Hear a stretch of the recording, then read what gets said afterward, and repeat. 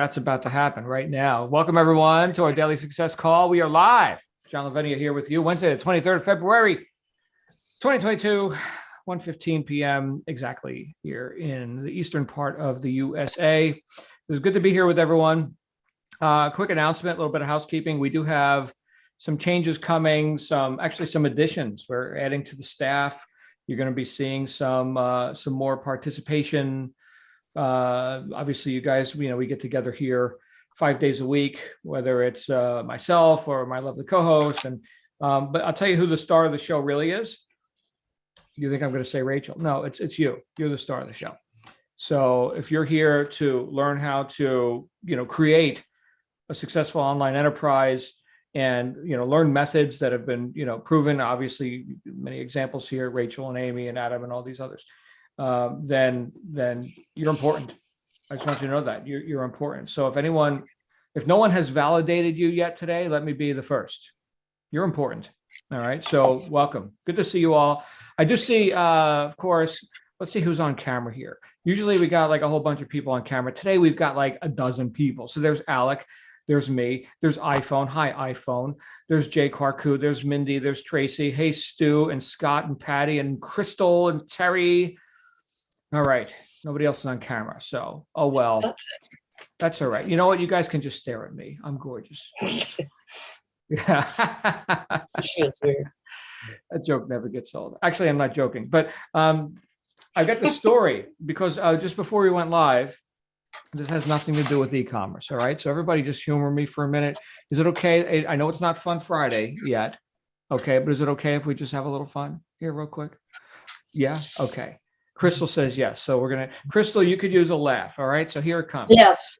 So, all right. So my Uncle George, who's up in New York City, he was a big shot in the banking and financial world and wound up abandoning all that to seek spiritual, wisdom, and went to India. And he since wrote a book, What You Think Is What You Get. It was written by George Lavenia, my uncle. And but he related to me this story of this time when he was in India hanging out, with the gurus and whatever. And there was this legendary temple, which had been abandoned by humans, but overtaken by monkeys, right? So it was the monkey temple. And so he thought, as part of his quest, it would be good to go, see the monkey temple and, feed some monkeys or whatever. So he got a bunch of bananas, right? And he made his trek out towards the monkey temple. And anyway, as he got closer to the temple on foot, alone, there was, you'd see a monkey here and there. Okay. And he wanted to attract the monkeys so he could like peel the banana and share with the monkey. Right. Anyway, one of the monkeys caught a visual of him and screamed. And the next thing you know, all these monkeys are screaming and they're pouring out of the temple like this in droves, like this herd of monkeys running towards him, right? Because they saw the bananas. And my uncle threw the bananas and ran for his life. And so much for the monkey temple. What's the moral of the story? Sometimes you don't get what you expect. Sometimes you get a lot more than you expect, right? You're going to sit there and hold a banana out for a monkey. Come on, in the middle of the wilds. Anyway, so we don't purport to know everything, all right? On to our topic for today, how to create money out of thin air on demand. How's that sound? Everybody like that topic? Sure. Okay, good. Well, whether you like it or not, here it comes. So now if we look at methods, okay, there's lots of methods. As the saying goes, there are as many paths as there are people to take them. Okay, so we have methods here. Certainly, you're learning that from Rachel and the other coaches, right? Here's print-on-demand e-commerce. Here's coffee cups and T-shirts and pillowcases and printable items and Christmas ornaments. It's all very nice, very nice. We have methods. Other people have other methods. I have other methods. I run 4 businesses. I'm not an e-commerce expert, right? At least not with these methods. Okay, I'm more like the town philosopher here, but I could tell you that they're all workable.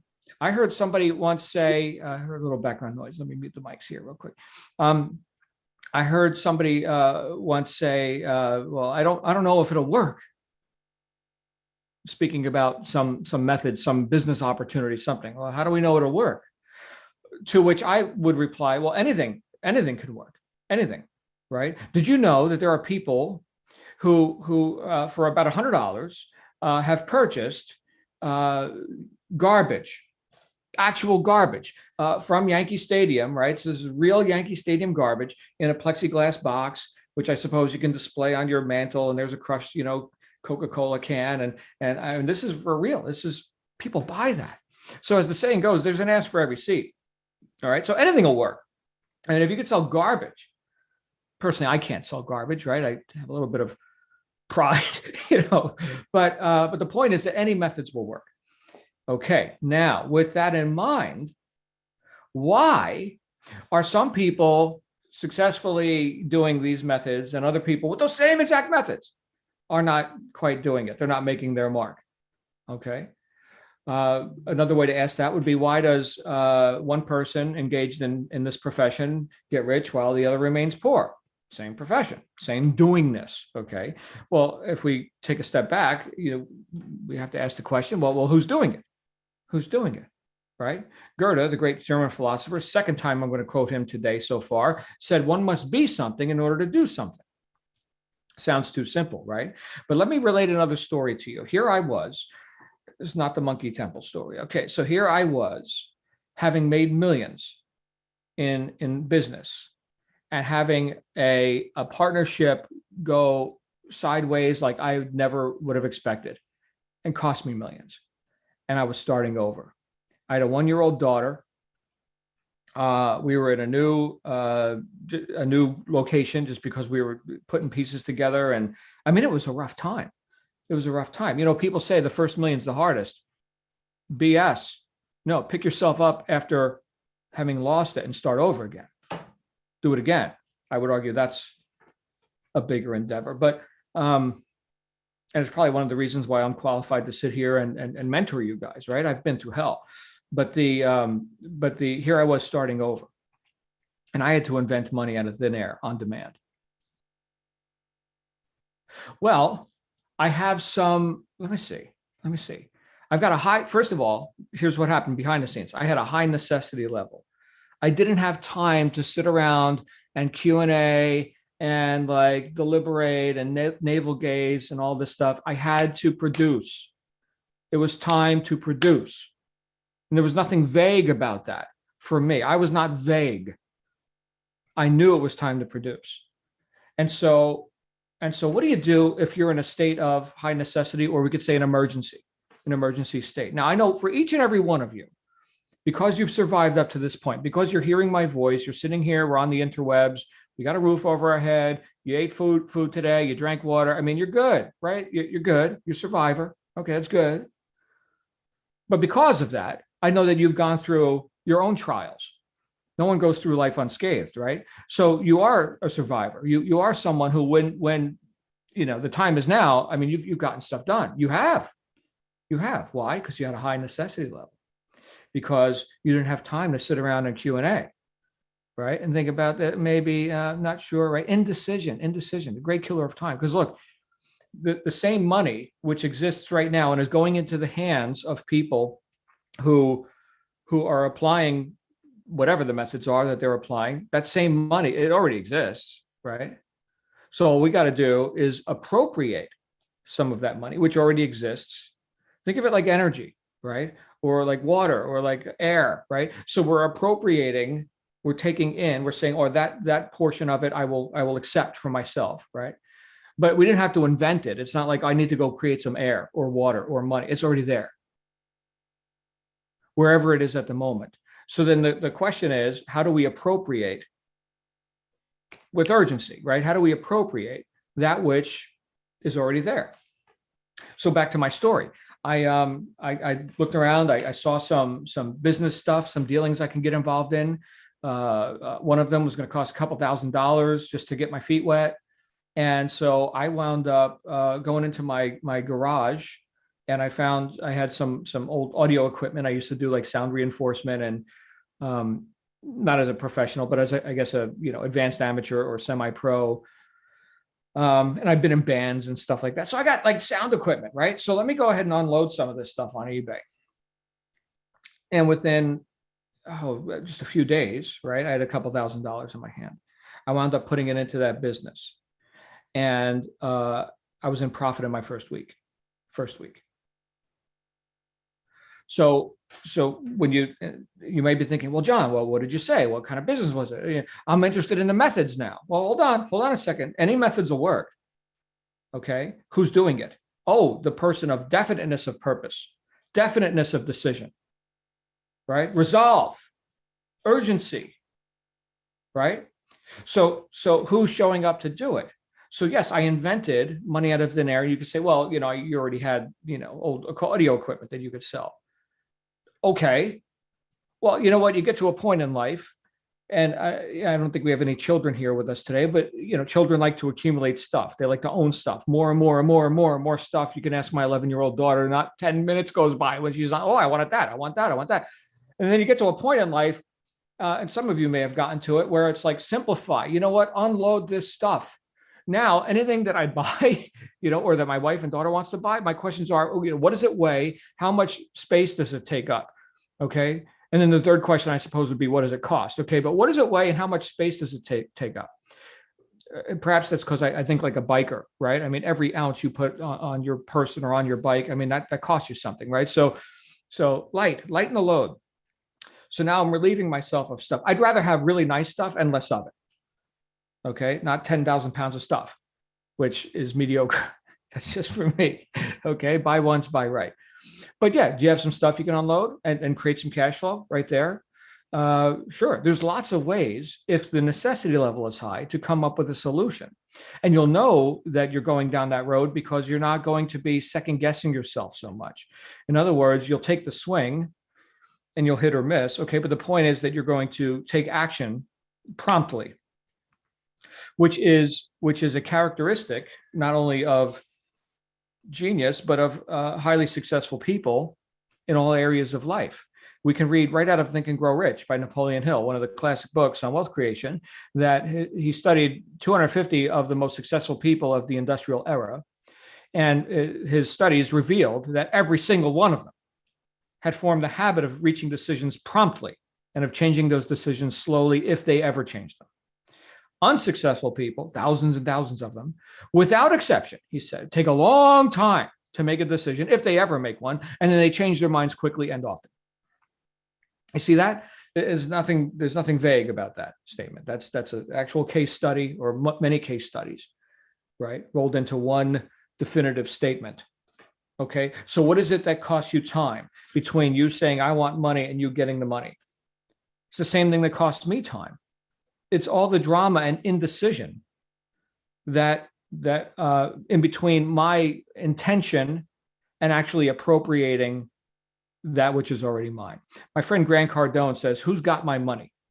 That's how he words it in his own mind. And you can read Grant Cardone books if you like. Who's got my money? It's already his, right? Another very different personality. This is Maharishi Mahesh Yogi, the guy who started the transcendental meditation thing.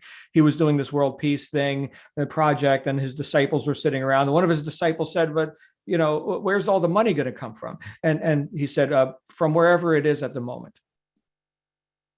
So no anxiety about it, no concern with it. It's already there. We're just going to appropriate it. Can you do that? You can, but not if you're just swimming in all these considerations about, why you can't. And how do I know that you have all these considerations? Because I have all these considerations, right? I'm not telling you, oh, I've arrived, and you weak people, me, I'm freaking awesome. Oh, hold on a second. We're in this together. We're in this together, right? Now I'm a few $1 million down the road. Okay. So maybe you need to, turn the wrench a little bit, keep reading the books I recommended. All of that adds up to you knowing that you can, right? All of that adds up to you being someone who these methods will work for, because any methods will work, right? But who's working them, right? This is more important than all this out here stuff. So I'll ask you right now, if you had a gun to your head and you had to come up with, I don't know, pick a number, $1,000 today, what would you do? Let me ask it this way. Let's say I came to you, I rode up to your house in, what's your favorite car? Let's just pick one, Lamborghini. What color? Well, if you're asking me, it's black. Okay. So I'll take any color as long as it's black. But here's the black Lamborghini, and in the hood, because the engine's in the back, right? So you open the front, it's got the boot under the bonnet. Anyway, so in there, in the Italian, trunk, there's $1 million. And I say to you, take this Lamborghini. I got to catch a plane. And I really don't need this Lamborghini anymore. I'm going to Borneo or something, and we don't use money there. We trade coconuts. And so there's money in the trunk, $1 million or whatever. I just need $1,000 for a plane ticket. Can you get me that? Like now? What would you do? This sounds like a silly example, but you see how the anticipated the reward, you have less considerations between where you stand right now and you see the Lamborghini, you look in the trunk, there's the money, right? So, and obviously the example doesn't make perfect sense, because if there's $1 million in the trunk and I need 1,000 from you, then, I mean, that sounds like a Nigerian prince scam or something, but you get the point. Hopefully you do. The point is that if you could taste the reward, if you could see the carrot right there, then there's less considerations about it. I'm looking at the friggin' carrot. There it is. And now, what do I have to do to get the carrot? And you just do it without talking yourself out of it, and constant deliberations and indecision. May sound too simple, but I'll tell you what, this is the mindset of, I mentioned Grant earlier. This guy doesn't give a damn what people think, right? He puts out all this content. Some of it's good, I suppose. I'm not terribly impressed with the content, but he just keeps reaching, and not keep talking himself out of it. So I'm a student of that, right? I got to do more of that, right? So what can you reach for right now? Think about this. Look, some of you, you're looking to take this business on big. Like this whole e-commerce thing, this is not a hobby for you. This is for real, okay? And some of you have been offered a seat, in the advanced group. And some of you who are new here, you may be offered that too here in the very near future. But there's a bigger game afoot, right? Not everybody wants to play it, but you can make that decision for yourself, right? How far do you want to take this? And you can demonstrate your own ability to take this on, like starting right now. You don't have to wait. I don't care if you're 1 hour into the program and you don't even know what Amazon is yet. Fine, whatever. These methods already existed before you showed up. But now that you did show up, well, who are you? Right? Somebody who gets it done, or has 10 million reasons why you can't. So I would tell you, to bring this in for a landing and open it up for discussion, I would tell you to invent money out of thin air on demand. The answer is right there in the words: demand, high demand, high necessity, not hope. Make your demands upon life, and then apply whatever methods you need to apply. And some are going to be expedient and not long lasting, and some are going to be delayed gratification, and here comes the residuals for years to come. And that's all great. And I'm engaged in multiple methods too. I run 4 businesses. That's friggin' awesome. Okay. But who's showing up to do it? Hopefully a decisive person, hopefully someone who's got some intention and not so much damn counter intention, with that constant internal dialogue that tells you you can't. I want to, but I can't. I want to, but I can't. Here's the problem, guys. Intention, counter intention. There's the problem. Let's get rid of this. Who's got thoughts on this? I thought I saw Stu's hand and then it vanished. So that's interesting how that happens. Who wants to come on ahead? Stu, you got a hot mic. What's up, brother? Well, I was just going to say, what would you do? I go for a Visa cash advance at the bank, or the first passerby, I'd say, give me $1,000 for my van. It's worth $8,000, and I'll buy you a brand new one tomorrow. Right. Stu, you just reminded me of something. I saw a case study This was from a guy on YouTube. He was standing on the street corner with Hershey bars, and it was bullion, either silver or gold bullion coins, right? And he was offering people which one would you like. 100% of the people took the Hershey bar. They had no idea what the gold was. Interesting. How does that relate to our conversation? I don't know, but some reason that what Stuart said just triggered that for me. Thank you, sir. Who else? I'm sure Scott and Scott have something to say. Scott, he raised his hand just as I was thinking of his name. Yeah. John, hello everyone. Interesting you mentioned the idea of tasting the reward and seeing the reward. And it ties in very much with the idea of attention and counter-attention.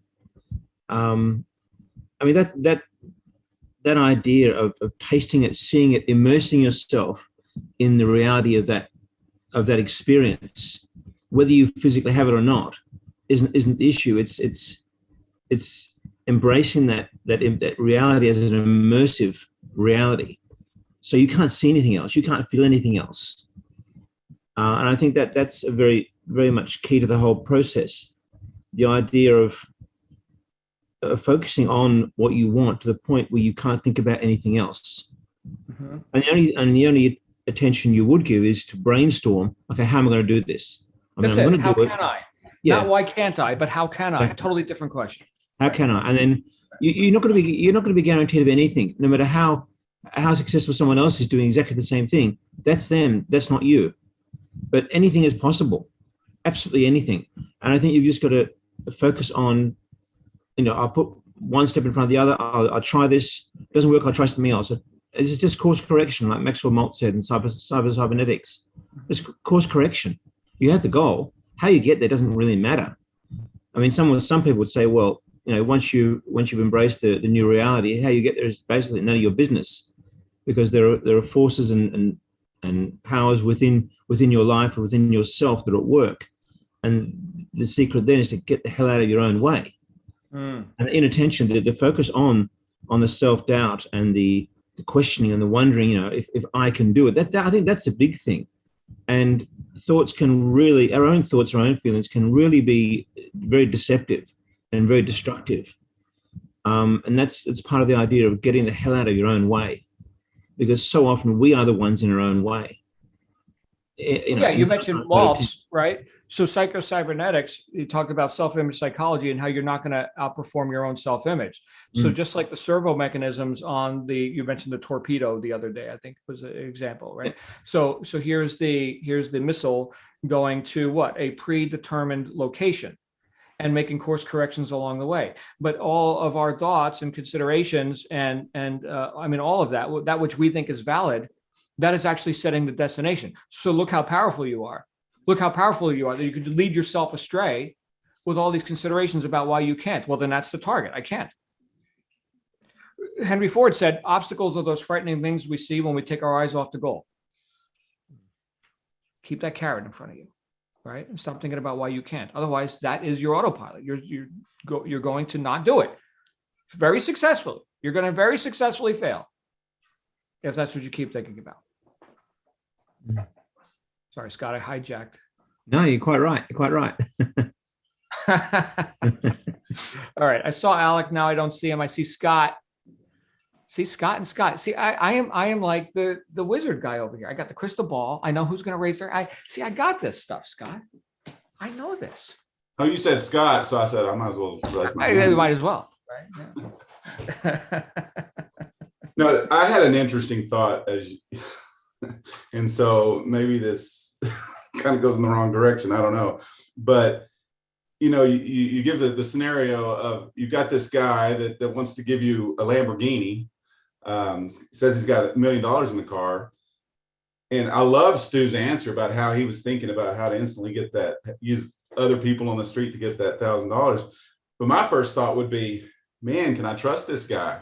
It was just 2 weeks ago, I had a guy that offered me a Ferrari for $500,000 in the trunk, and I only had to pay him $500. Well, the result was the $500,000 was counterfeit, and I got arrested by the cops because it was a stolen car.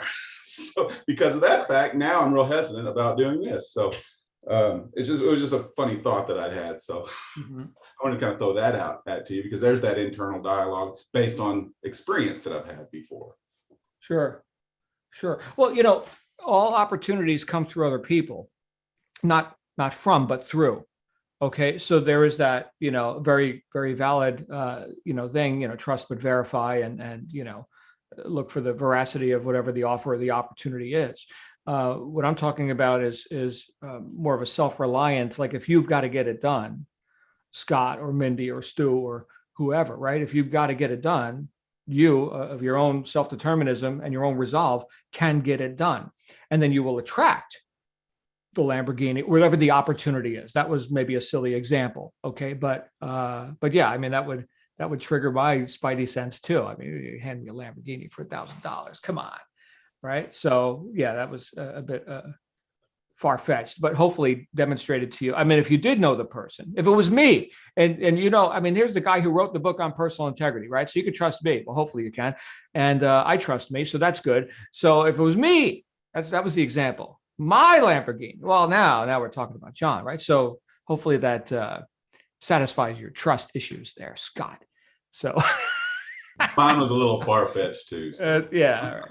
That little By the way, trust yeah. but verify, or if it sounds too good to be true, it probably is. Those kinds Right, of things right. came up. Yeah, definitely. Yeah, although Mindy, this is a great conversation, everybody. We're going to go back to Stu here in a second. A great conversation, but if our own paradigm is lack, limitation, whatever, right? Then you may not see an opportunity, or it may occur as too good to be true for you. But what do we already say? All methods can work. Okay. So I mean, sometimes I can't see the reality I can't survey the whole scene because I've got these glasses on. I can't, right? I see through my own filters, right? So sometimes you gotta, maybe not know so much. I've never learned anything by being right. What do you think, Stu? Well, I had a partner once. Want to go to the show? Well, what if there's nothing on we want to see? Okay. Want to try this restaurant? What if I don't like it? That seemed to be her go-to default. And I don't know if any of you ever read any of Esther and Jerry Hicks, Asking It a Given, or The Secrets of the Law of Attraction. That's amazing. They channel an entity called Abraham Hicks. But anyways, she talks about your vibration and the vibration you put out there, and is it positive or is it negative?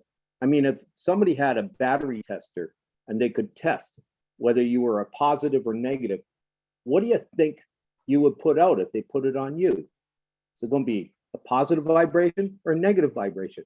I know with that partner I had, that battery was dead, right? So and my vibration is always positive, and it's taken a while to make it a habit, but I start questioning stuff before it leaves the gate. Is this going to get me where I want to be, or is this going to put out? Because you put out anything negative, it may not have anything to do with that new house you wanted, that new job, or that the perfect mate. You could be wanting all that stuff, but you put out this negative vibration about, I had a shitty day at work. That puts a big roadblock up in front of everything else that you want. It gets in the way. Mm-hmm. So and they call it rockets of desire. You send out rockets of desire and they find the mark for you. You send out rockets of shit. There you go. Sorry. There you go, John. Have you listened to Michael Logier talk about that? No. Oh, he wrote the book, Law of Attraction. I've done some events with him, seminars and stuff, and he would call it rockets of intention. So I don't know if you got that from him. But yeah, and we don't have to go too deep into like the whole, spirits and all this. I mean, vibration is real. Everyone here can demonstrate that very easily and objectively right now. Just turn on a radio and tune into this frequency or that frequency. You're going to have a whole different experience on each frequency. So frequency is real. Vibration is real. Thank you, Stu. Alec. Alec, please. Yes, sir. Well, I was listening to what Stu had to say right now, and what he said like really caught my attention because he was saying that sending out a bad vibration can attract bad vibrations. So that's where I kind of I started to notice that in myself. Like even when I wake up in the morning, Mhm. it's just I'll put my headphones on like I usually do. And that that first song that I listened to for the day, I mean, I've noticed that have a complete it can control the way I'm feeling for that day. So I do try to change it right off the bat. Like, hey, I don't like it. Give me another song. I don't like it. Give me another song. Because I'm looking for that one thing that is going to go ahead and put me in that one happy spot. Now, I have also heard a lot of people mention that like sometimes when you want to just go after what you want, and I do feel like for a long time all I was doing was going after the money. I mean, I wasn't really going after what I wanted. I was just going after to, okay, well, this is gonna make me more financially stable and whatever. And so I joined a workshop, which I am gonna complete. But see, as I'm doing that workshop, I'm noticing like in myself just a different change in personality, mentality, everything. Just how I'm doing for that day just really depends on what exactly, like, oh man, I have to do this homework and I have to do that and I have to do that. And it is changing. I can feel it, like I can feel it in myself. Just my music usually tells me how I'm feeling or how I'm doing. And I've noticed that I've been listening to sometimes just bad music, then changing it, the frequency and everything can go ahead and help me out. But a lot of people have mentioned that, you know, just not so much having to worry about other stuff that's going on. And that's what I started to notice. Like I wasn't focusing on the business. I wasn't focusing on doing anything else. I was more just focusing on no, I gotta know this and I gotta know that about the business and that has to get known. And really a lot of it doesn't. I mean, it will happen, but a lot of the stuff I just feel like right now be rushing I shouldn't be rushing myself to get from A to Z Mhm. when there's still several letters in between it. There are, yeah, 24 in fact, but at least in the English language, but you have, I think we all have the tendency sometimes to be very serious. And hopefully right now, after the demonstration we just had where somebody had to run to the bathroom while Alec was talking, maybe we're not so serious. I know Mindy and I got a kick out of it, but